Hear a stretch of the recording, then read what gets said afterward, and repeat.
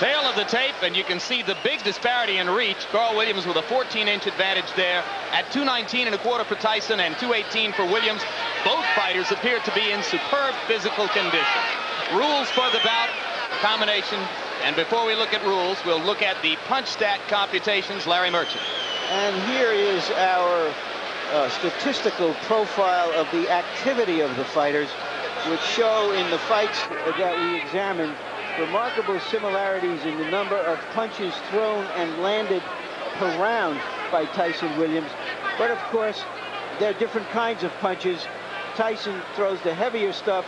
Williams throws a majority of jabs.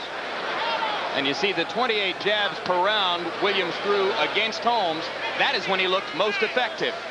Rules for the fight, a combination of WBA and New Jersey rules. Most significant, the 3 knockdown rule. Rarely in effect for championship fights, is in effect tonight. It victimized Carl Williams in his fight against Mike Weaver. Now we go to the ring announcer, Michael Buffer, for pre-fight introduction.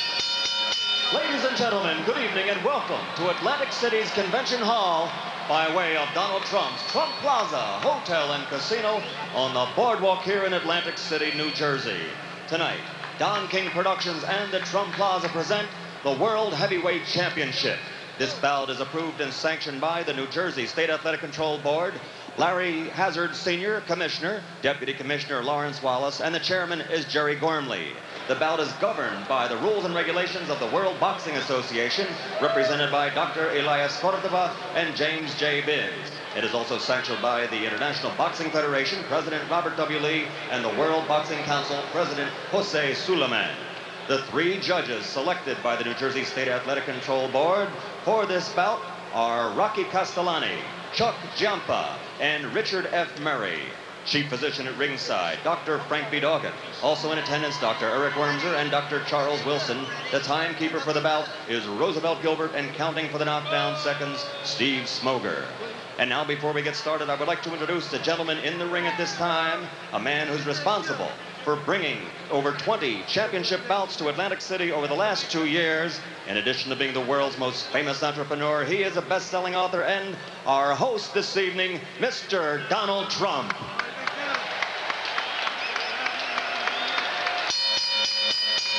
And now, ladies and gentlemen, from the Trump Plaza Hotel and Casino in Atlantic City, New Jersey, let's get ready to rumble. 12 rounds of boxing for the undisputed heavyweight championship of the world. The referee for this bout is Randy Newman. Introducing first, fighting out of the blue corner, wearing the white trunks with red trim, he weighs an even 218 pounds from Absecon, New Jersey. His professional record, 22 victories against only 2 defeats, 17 knockouts to his credit, and 14 of those 17 KOs within 5 rounds or less. Ladies and gentlemen, the #1 heavyweight challenger in the world today, Carl "The Truth" Williams.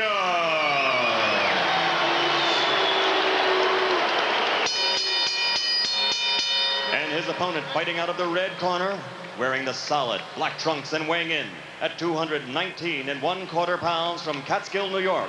His professional record is unblemished with 36 consecutive victories, 32 knockouts, 28 KOs in 5 rounds or less, and 16 in the first round alone.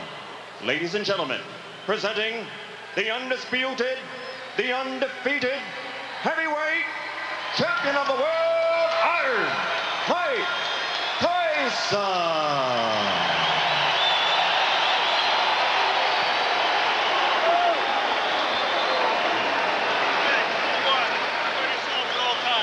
Number 2, obey my commands. I'll shake hands and come out of the belt. Keep in mind that Mike Williams has a tendency to get hit by left hooks. Carl Williams, excuse me. I can think of better tendencies that a fighter should have who's going out to face Mike Tyson. Indeed, Carl Williams has been floored 7 times in his career. Twice by James Quick Tillis, twice by Jesse Ferguson, 3 times by Mike Weaver, and in every instance, the decisive blow was a left hook. The people in Williams' corner are sincerely worried about what he does in the first 30 seconds against the Tyson onslaught. And it would appear that the strategy to begin with is to hold, and referee Randy Newman says, we're not going to start that way. This is somewhat of a reunion here because both men are just throwing punches. In fact, Williams here has selected to fight Tyson inside. He claimed the other day that if Tyson throws any unnecessary punches, illegal punches, he will accommodate him and throw the same punches back. Well, Frank Bruno felt the sting of Tyson's elbow several times, as other opponents have complained that they have felt it as well.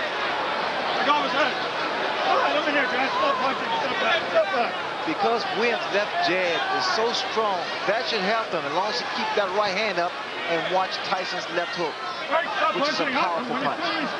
That's it. Let him go.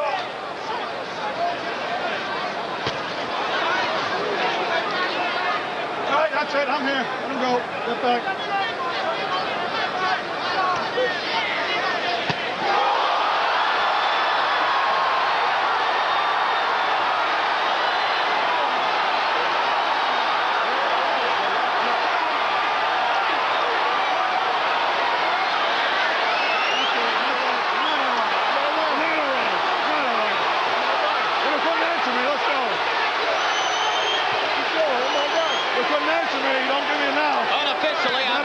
Fight being 1 second longer than Tyson Spinks.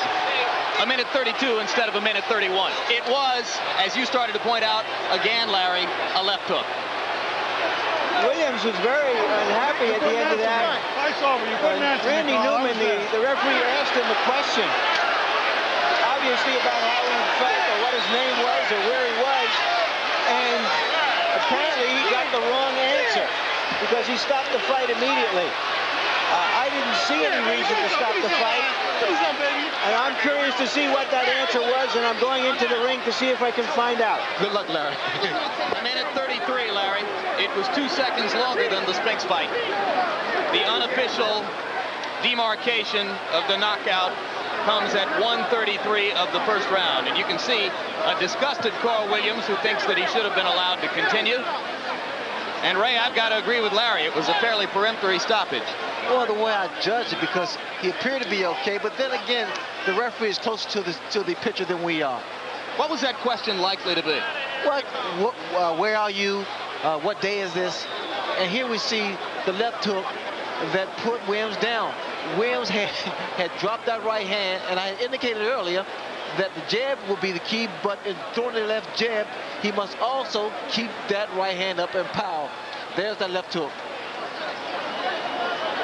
And you saw Mike pivot upward with both feet planted and turn the hips into the punch. This is where the power comes from. The reason people fear Mike Tyson because he's one of the few, if not the only man, that can knock you out in the heavyweight division with one punch.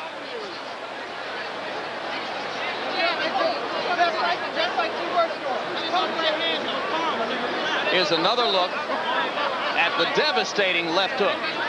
And what Tyson does here, he bobs and weaves, gets under that jab and counters with a beautiful left hook. Perfectly timed as Williams was dropping the right hand, just as you said he did after throwing the jab. Well, what happened for Williams is the fact that his left hand, his left jab rather, was working, and he felt very comfortable.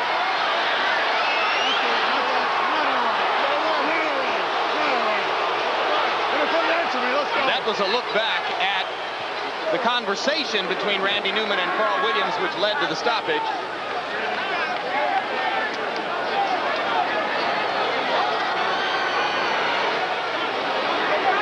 Mike Tyson, as usual, awesome. I'm reminded of a night in the Meadowlands in New Jersey when a referee stopped a bout between Mike Rossman and Victor Galindez. After a similar conversation, Rossman, the victim of the knockout, he chased the ref across the ring yelling, "What was the right answer?"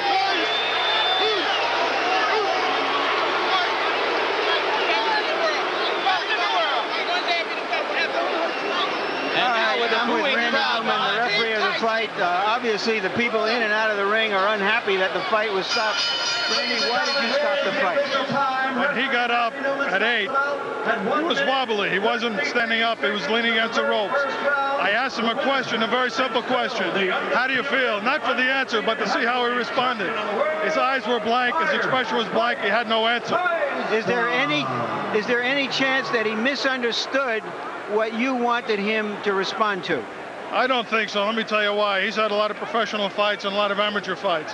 When a fighter is knocked down, and I had 38 fights, when a fighter is knocked down, the first thing he wants to prove when he gets up to the referee is that he's in good shape. Number one, he wasn't standing on his feet. He was leaning on the ropes. Number two, he couldn't answer me. And number three, his eyes were dead. Thank you very much, Randy. And now back to ringside. All right, thanks very much, Larry, and thank you for pointing out that the crowd is booing, as there were obviously a fair number within this congregation who did not feel that the bout should have been stopped quite so quickly.